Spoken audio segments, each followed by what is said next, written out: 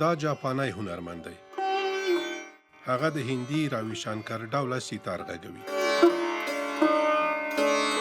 خو هغه ولې د هندي موسیقۍ سره علاقمند شوی او د سیتار او طبلې د غږولو مسلک یې چیرته زده کړی؟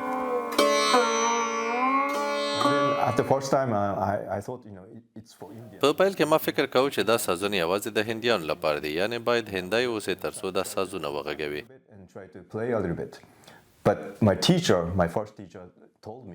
ما یوازې هڅه کوله چې لږ یې درک کړم او لږ یې وغږوم، خو زما استاد راته وویل چې که ته دا د موسیقۍ آله په جدي ډول زده کول غواړې هېڅکله به یې پرې نه ږدې.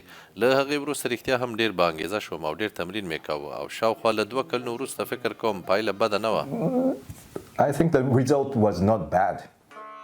نوموړی جاپانی هنرمند سیتار د دې دودیزې موسیقۍ آلې مینهوالو ته ورزده کوي.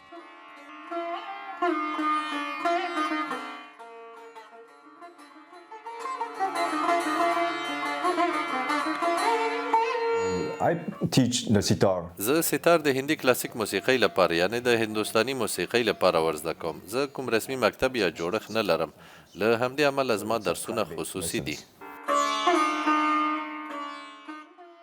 ګینګو سایتو له 10 څخه زیات د موسیقۍ آلې غږولی شي، خو په مسلکي ډول پر 5 آلو له هغې ډلې سیتار، طبله او رباب باندې بشپړ تسلط لري.